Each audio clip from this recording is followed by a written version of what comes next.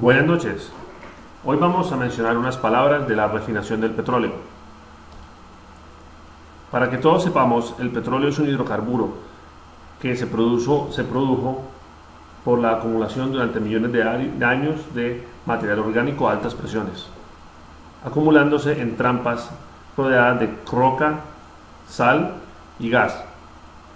Después de completar el complejo proceso de exploración, se ubican los sitios de perforación. Se construyen torres de perforación con unas brocas potentes, se llega hasta los yacimientos de petróleo y finalmente este sale por la presión. Se pueden dejar dos tipos de unidades de producción: una colocación de una válvula justo encima del chorro de petróleo cuando la presión es suficiente, y dos, cuando la presión no es suficiente, se coloca una unidad de bombeo. Estas unidades de bombeo extraen el petróleo y está exportado por oleoductos a las refinerías. Una refinería significa eso, un centro de refinación. La refinación es parte de tiene como eje principal un proceso químico llamado destilación. Encontramos varios tipos de destilación. Hay dos grandes grupos, una destilación atmosférica y una destilación al vacío. La destilación atmosférica la podemos dividir en dos: una destilación simple, en la cual se calienta un líquido, se evapora, pasa por una unidad condensadora que intercambia el calor del vapor con el calor de un fluido que pasa alrededor, y finalmente una unidad contenedora del líquido condensado. Otra es la destilación fraccionada, en la cual una torre fraccionadora o una columna fraccionadora separa los componentes de un líquido determinado, en nuestro caso el petróleo, de acuerdo a su temperatura de ebullición. Pasa por una unidad de condensación y una contenedora. Esto se hace a la presión atmosférica. Hay otro tipo de destilación, que es la destilación al vacío, en la cual se aplica una presión de succión en el sistema para eliminar el aire, y la presión es mucho menor a la atmosférica. Con esto se logra una separación adicional de componentes.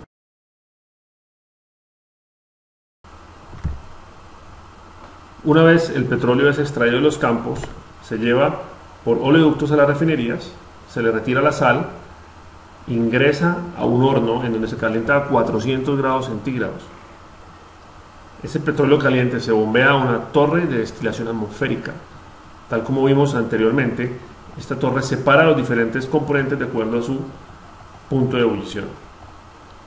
Así, en las partes más bajas de la torre van a salir los componentes más pesados, con peso molecular más alto, como el combustóleo o fuel oil, las bases lubricantes, el diésel, y a medida que ascendemos, disminuimos el punto de ebullición y obtenemos más productos como el queroseno, la gasolina de automóviles, las naftas, que son bases para fabricar más gasolina, que se cargan a unidades de recuperación de vapores, y finalmente el gas licuado del petróleo, GLP, cuya combinación con otros gases y otros procesos nos permite obtener propano, butano y otro tipo de gases. En el fondo de la torre sale un producto con menos hidrocarburos llamado crudo reducido, el cual se carga a una unidad que se llama unidad de destilación al vacío. Con parte de ese crudo reducido y los fondos de la misma unidad de vacío podemos obtener asfalto. Esta es una unidad típica de destilación primaria. Aquí tenemos la torre, la columna de destilación, las chimeneas de los hornos, y esta unidad del lado es la torre de destilación al vacío que vamos a ver a continuación. La unidad de vacío recibe el crudo reducido, calienta el crudo reducido a 390, y por medio de una torre que extrae aire, generando así vacío y una presión mucho menor a la atmosférica, nos permite separar los diferentes compuestos, que en este caso es más gas oil, pesado, parafinoso, un gasoil liviano más alto, y finalmente un gasoil pesado de vacío, el cual se carga a una planta que se llama de ruptura catalítica. Los fondos de vacío sirven para producir asfalto en un 50%, y otro poco se manda a un proceso llamado cracking o ruptura térmica en las plantas de viscorreductoras o viscorreducción. Y finalmente, las plantas de ruptura catalítica son procesos mucho más complejos en los cuales se produce una ruptura de los hidrocarburos más pesados utilizando catalizadores. Uno de los elementos de esos catalizadores son el vanadio, entre otros, que se pueden utilizar. Este crudo que viene de las unidades de vacío se carga a un reactor. El reactor hace la ruptura de los componentes, que es este. En ese reactor se mezcla la carga de hidrocarburos y se mezcla con un catalizador, el cual se regenera en este gran tanque que se llama regenerador. Ese catalizador reacciona con los hidrocarburos pesados, los rompen a fracciones más livianas que se pueden separar en una torre de fraccionamiento con presión atmosférica, como lo hemos visto antes, obteniendo gases y naftas producto del craqueo catalítico, que van a las plantas de mezclas y forman gasolina. Estas plantas son muy importantes para seguir exprimiendo el petróleo en busca del derivado más preciado, que es la gasolina de automóviles.